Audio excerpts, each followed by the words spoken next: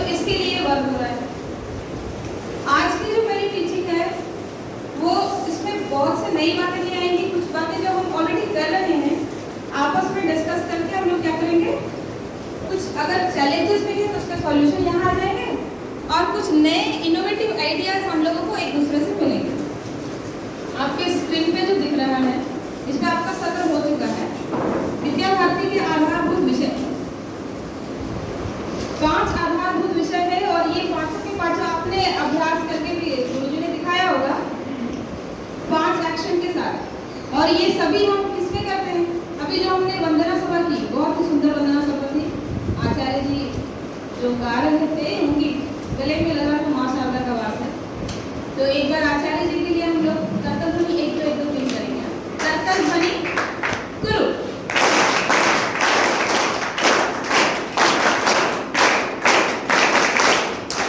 बहुत ही सुंदर वंदना और इतनी अच्छी आवाज थी कि मैं हमेशा करती हूँ ध्यान माँ शारदा की। ऐसा लग रहा था माँ शारदा साक्षात सामने मुस्कुरा रही थी।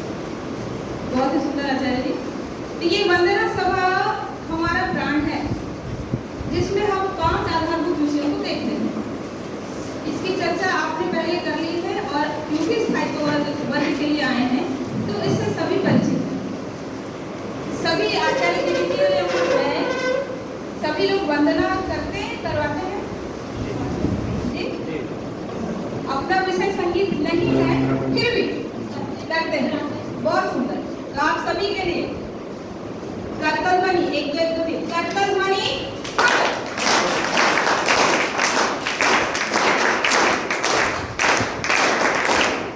बहनों के लिए सुंदर सुंदर सुंदर बहना, उत्तम उत्तम उत्तम बहना, वाह बहना वाह बहना। भैयाओं के लिए सुंदर सुंदर सुंदर भैया, उत्तम उत्तम उत्तम उत्तम भैया, वाह भैया वाह भैया वाह भैया। अंग्रेजी का आचार्य जी जी वंदना करनी है, करवानी है। ये नहीं सोचना कि मेरा विषय अंग्रेजी है। गुरुजी से वंदना सीख कर वहाँ वंदना सभा मैंने भी संभाली 6 वर्षों तक। तो जब आप संस्कृत बोले और वंदना करें तो लगना नहीं चाहिए कि आप अंग्रेजी के आचार्य हैं, तो दूसरे विषय के आचार्य हैं। तो ये हमारा ब्रांड है, इसको मन में बसाना। ये 5 आधारभूत विषय, इसके जरिए भैया बहनों तक ये विषय चला जाएगा।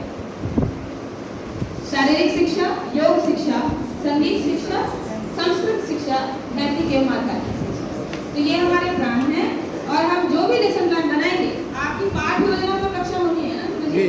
पाठ योजना पर जब कक्षा होगी इसको ध्यान में रखेंगे 5 आधारभूत विषय को।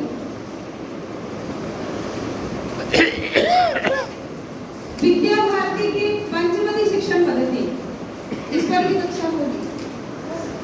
लेसन प्लान कैसे बनाएंगे पंचमदी शिक्षण पद्धति के अनुसार, इस पर कक्षा होनी है। बस थोड़ी सी चर्चा इसमें मैं करूंगी क्योंकि क्लासरूम टीचिंग प्रोसेस है। स्वामी विवेकानंद जी ने कहा था मनुष्य के भीतर समस्त ज्ञान अवस्थित है, जरूरत है उसे जागृत करने के लिए उपयुक्त वातावरण निर्मित करने की, जैसा कि गुरुजी ने बताया। To achieve this objective of education, teaching in the school has been done through the पंचपदी शिक्षण पद्धति। ये हमें दूसरे विद्यालयों से अलग करती है। हम भी वही टीचिंग टेक्निक इस्तेमाल करते हैं जो दूसरे विद्यालयों में होता है। नेशनल एजुकेशन पॉलिसी सभी इम्प्लीमेंटेशन के लिए बात कर रहे हैं, उसकी चर्चाएं हो रही है, उस पर क्लास हो रहा है, एक्टिविटी बेस्ड टीचिंग हो रही है। पर ये वो बात है जो हमको दूसरों से क्या करती है, अलग करती है, विशेष बनाती है।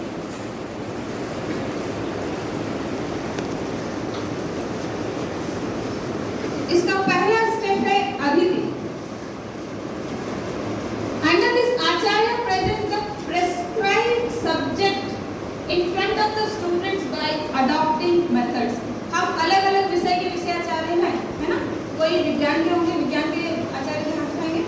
साइंस, मैथ्स, मैथ्स में साइंस में ही आता है but maths, English, Hindi, Sanskrit.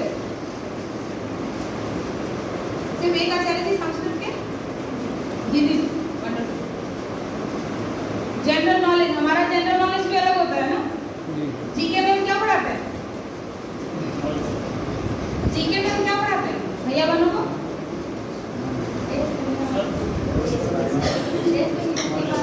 देश दुनिया की बातें तो बताते हैं, साथ में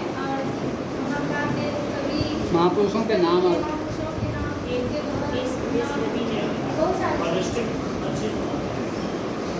अगर प्राइमरी क्लासेस से शुरू करें सीनियर सेकेंडरी तक, तो जीके की क्या क्या पुस्तकें हैं?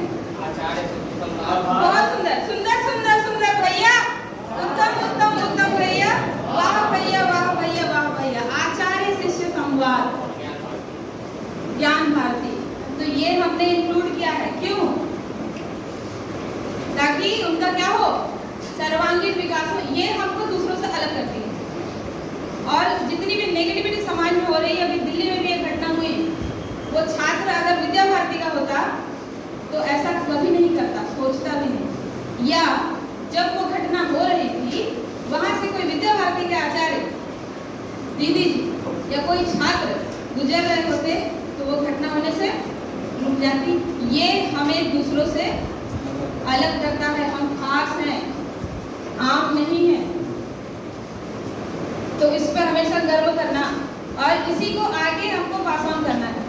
इसके लिए मैंने कल एक एक्सरसाइज बताया था आपको, raise your right hand and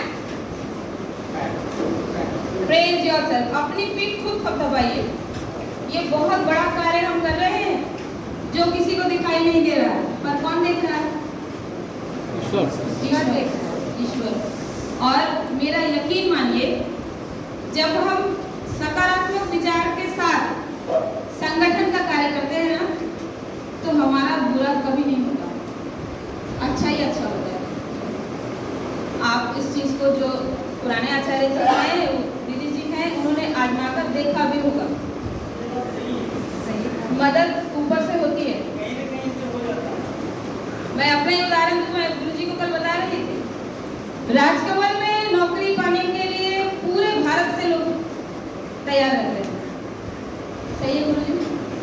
Rajkamal में नौकरी होना ये किसी के लिए भी बहुत कठिन बात होती है। मानना बहुत अच्छा है। तो मैंने 31 मार्च को रिजाइन किया, रीजन चाहे जो था। 31 मार्च को मैंने रिजाइन किया। बहुत अच्छी सैलरी, प्रमोशन मिलने वाला था उसको। 1 अप्रैल को हमारे पतिदेव अपनी कंपनी के जीएम बन जाते हैं। ये तो नहीं पता था। तो ईश्वरीय मदद आपको कैसे मिलेगी ये आपको भी नहीं पता, लेकिन आप अगर ईमानदारी से संगठन के लिए, संगठन को आगे बढ़ाने के लिए कार्यरत हैं, कार्य कर रहे हैं, तो काम कहीं नहीं रुकेगा।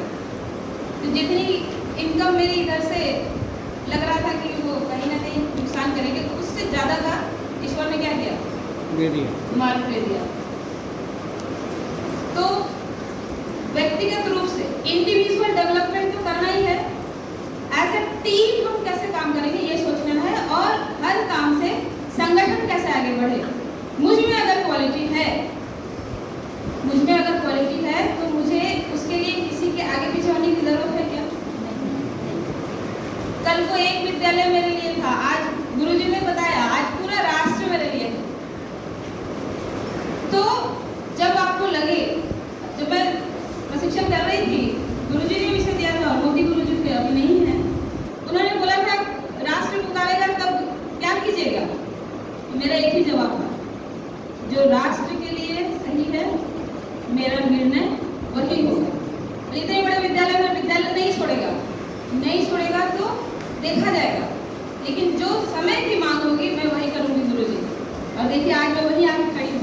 ये दूरदर्शी थे ये लोग, उसी समय इन्होंने समझ लिया था कि एक ऐसी कार्यकर्ता है जिसको राष्ट्र के लिए समर्पित होना है। और मेरा तो परिवार ही अपना जीवन सर्वस्व समर्पण करता रहा है सदियों से राष्ट्र के लिए। तो ये भावना मन में रखनी। अभी जब मैं यहाँ आई ना आपका सत्र लेने के लिए, तो भैयाओं के चेहरे पे कुछ के चेहरे पे मुस्कान की अभी भी है, लेकिन स्पेशली बोलना नहीं चाहिए, 2 बहनों को छोड़कर सभी बहनें लग रहा है जबरदस्ती किसी ने बिठा दिया। ऐसा नहीं, खुश रहना है अंदर से, पनिशमेंट नहीं है। बहुत बार ऐसा होता है, कहीं गए सत्र लेने, तो बाद में बहनें बोलती है, आह बेचारी गर्मी की छुट्टियों में पनिशमेंट दे दिया ना। तो उनको लगता है कि मुझे पनिशमेंट देकर के भेजा गया है। हाँ, गर्मी की छुट्टी में लोग घूम रहे हैं और ये दीदी जी पता नहीं कैसे काम की थी, पनिशमेंट मिला उनको। या कुछ सोचते हैं बहुत पैसा मिलता होगा आपको इस काम के लिए,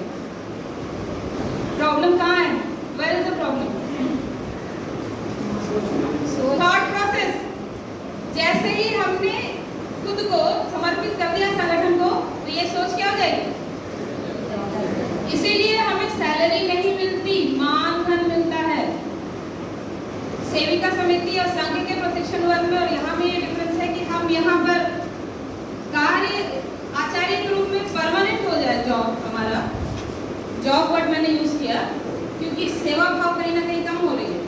ये विषय मैं इसलिए रखती हूँ, मुझे लगा कि रखना चाहिए। हम क्यों विद्या भारती के विद्यालय को हमने चुना, ये सोचना। और हमने नहीं चुना, हमें ईश्वर ने चुना। There is a difference between me and teachers of the society. I am not working for earning money. हम काम कर रहे हैं इसलिए सेवा देने के लिए, सेवा देने के लिए। मन में जब ये विचार होगा ना तो सब चीजें अच्छी लगेगी, फिर प्रॉब्लम्स नहीं दिखेंगे। हो सकता है हम ऐसी जगह में रहते हैं जहाँ मेरा सेंट्रलाइज एसी है घर पे, लेकिन यहाँ वर्क में भी हम मुस्कुराएंगे अगर मन में कौन है, माँ भारती। मन में मेरे अगर माँ भारती है, सारे प्रॉब्लम्स हम क्या करेंगे, इग्नोर कर देंगे, वो प्रॉब्लम उस तक पहुंचेगी ही नहीं। So if I see smiles on your faces, I will get energy. मुझे अच्छा लगेगा। तो लग रहा है कि मैं इनविजिबल रस्सी से आपको यहाँ बांध के मैंने बिठा दिया है। So हम लोग को एक दूसरे के साथ कनेक्ट होने के लिए आपकी मुस्कान बहुत जरूरी है, ठीक है ना? इसको ध्यान में रखना है। जहाँ भी आपको परेशानी लगेगी, डाउट लगेगी, उसको नोट डाउन करना है। और अगर लगेगा कि दीदी जी जबरदस्ती सिखा रही है, मुझे नहीं सीखना है, तो भी हैंड रेज करना है। I will also learn from you. हो सकता है मेरी टेक्निक में कुछ प्रॉब्लम हो, ऐसा सिखाया भी जाता है। If one teaching technique is not working, change it. Go for the another one. तो ये कौन बताएगा?